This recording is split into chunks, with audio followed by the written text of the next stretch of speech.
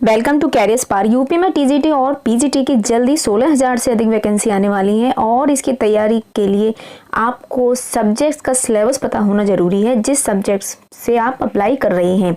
आज के वीडियो में हम पीजीटी प्रवक्ता हिंदी के सिलेबस को डिस्कस करेंगे। हालांकि यह जो सिलेबस है 2016 की वैकेंसी का सिलेबस है, अभी 2020 का सिलेबस नहीं आया है। नोटिफिकेशन सितंबर तक आने की उम्मीद है। ये जो सिलेबस है इसके बेस पर अपनी तैयारी स्टार्ट कर दें, क्योंकि बहुत थोड़े ही चेंजेस होंगे यदि होंगे तो, अदरवाइज कोई भी चेंज नहीं होगा। चलिए डिस्कस कर लेते हैं हिंदी के सिलेबस को।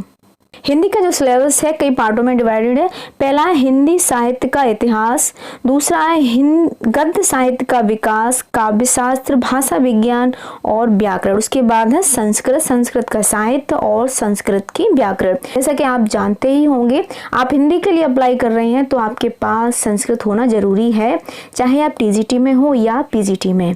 हिंदी के लिए अप्लाई करने के लिए आपके पास ग्रेजुएशन या 12th में संस्कृत होना कंपलसरी है टीजीटी के लिए, बट पीजीटी के लिए आपको ग्रेजुएशन में संस्कृत एक सब्जेक्ट के रूप में होना कंपलसरी है।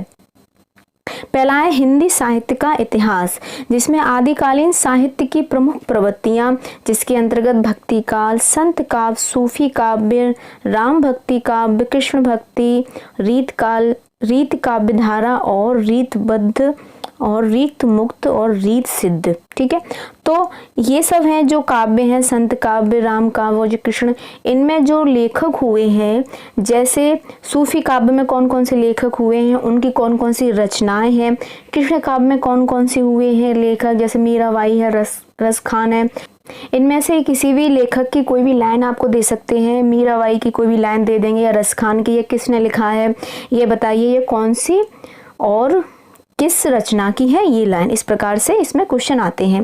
भारतेंद्र युग, द्विवेदी युग और छायावाद, प्रगतिवाद और नई कविता, ये जो है मॉडर्न है, स्वतंत्रता के कुछ समय पूर्व से लेकर वर्तमान युग तक की नई कविता तक इसमें सब आ जाता है। भारतेंद्र युग के लेखक, द्विवेदी युग और छायावाद, प्रगतिवाद और नई कविता के जो राइटर हैं उनकी रचनाएं आएंगी और उनका जो पब्लिकेशन टाइम है वो आएगा। इन जो लेखकों को किस प्रकार के प्राइज मिले हैं ये सब इसके अंतर्गत आता है। अब बात कर लेते हैं गद्य साहित्य का विकास। इसमें निबंध, नाटक, कहानी, उपन्यास और आलोचना। ठीक है, तो निबंध कौन कौन से लेखकों ने लिखा है, नाटक किसने लिखा है, कहानी कितने प्रकार की कहानी है, उपन्यास कितने प्रकार के उपन्यास हैं, आलोचना कौन कौन से लेखकों ने आलोचनाएं लिखी हैं, ये सब इसमें पूछा जाता है।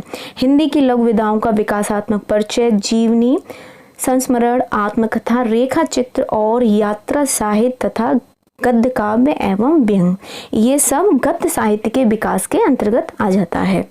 काव्य शास्त्र के अंतर्गत आ जाते हैं अव्यय, भेद, रस, छंद, अलंकार, काव्य गुण, काव्य दोष, शब्द, शक्तियाँ। रस कौन कौन से हैं, श्रृंगार रस कौन सा है, वीर रस में क्या विशेषताएं हैं, या कोई भी लाइन आपको दे देंगे और पूछेंगे इस लाइन में कौन सा रस है, या कोई भी आपको पैराग्राफ दे देंगे, एक दो लाइनों का छंद दे देंगे, इसमें कौन सा छंद है, कौन सा अलंकार है, अलंकार कितने प्रकार के होते हैं, अनुप्रास है, यमक है, और इस प्रकार से इसमें क्वेश्चन पुटअप होते हैं। अब है भाषा विज्ञान। तो भाषा विज्ञान में हिंदी की कौन कौन सी उपभाषाएं हैं, विभाषाएं कौन कौन सी हैं, बोलियां कितने प्रकार की हैं, हिंदी शब्द संपदा और हिंदी में कौन कौन सी ध्वनियां हैं, ये सब भाषा विज्ञान के अंतर्गत आता है। अब आ जाता है ग्रामर, व्याकरण। तो हिंदी की जो ग्रामर होती है उसमें संधि, समास, लिंग, वचन, कारक और विराम चिन्हों का यूज, पर्यायवाची, विलोम, वाक्यांश के लिए एक शब्द, वायु शुद्धि, मुहावरा, लोकोक्तियाँ।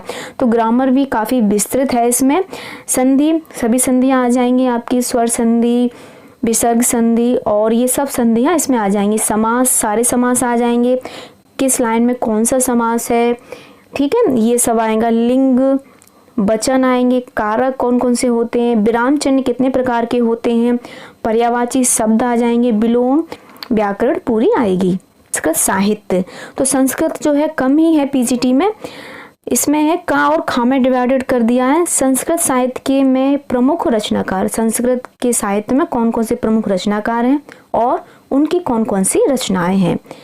भास, कालिदास, भारवी, मार्कंडेय, भवभूत, श्री हर्षमठ विश्वनाथ और राजशेखर, इनकी कौन कौन सी रचनाएं हैं और इन्होंने क्या इसमें योगदान किया है संस्कृत में, ये सब संस्कृत साहित्य के अंतर्गत आ जाएगा।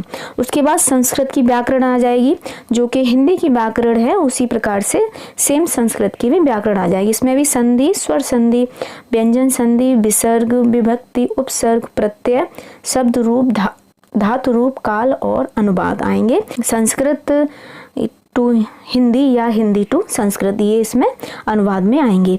इस प्रकार से आपका हिंदी का सिलेबस हो जाएगा। आप अपने हिंदी की जो ग्रेजुएशन की बुक है आप उसको अच्छे से कंप्लीट कर लें, स्टडी कर लें उसकी, तो आपका हिंदी का जो एग्ज़ाम है काफ़ी अच्छा होगा।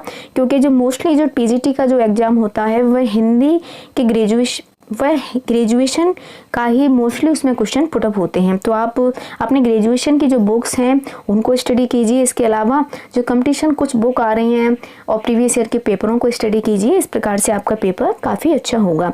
अब बात कर लेते हैं कि इसका एग्ज़ाम किस प्रकार से होता है।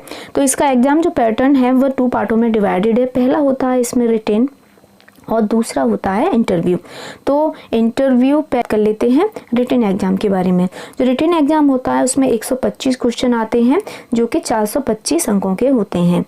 क्योंकि जो बाकी टोटल जो एग्ज़ाम होता है वह 500 अंकों का होता है, बट उसमें जो 75 जो अंक होते हैं उसमें इंटरव्यू हो जाता है। और आपने अदर्स जो एजुकेशन क्वालिफिकेशन है आपकी पीएचडी हो गया, एमएड हो गया, बीएड हो गया, उसके अंक हो जाते हैं। तब तक जो एग्ज़ाम हुए हैं उसमें नेगेटिव मार्किंग नहीं हुई थी। एग्ज़ाम होता है वह ऑब्जेक्टिव होता है, 4 ऑप्शन दिए जाएंगे जिसमें से आपको एक जो सर्किल होता है उसको फिल करना होगा। वीडियो आपके लिए हेल्पफुल रहा हो तो आप वीडियो को लाइक और शेयर कर दें, चैनल को सब्सक्राइब कर दें और बेल आइकन प्रेस कर दें जिससे आपको नोटिफिकेशन मिलती रहे। मिलते हैं नेक्स्ट वीडियो में। Thanks for watching.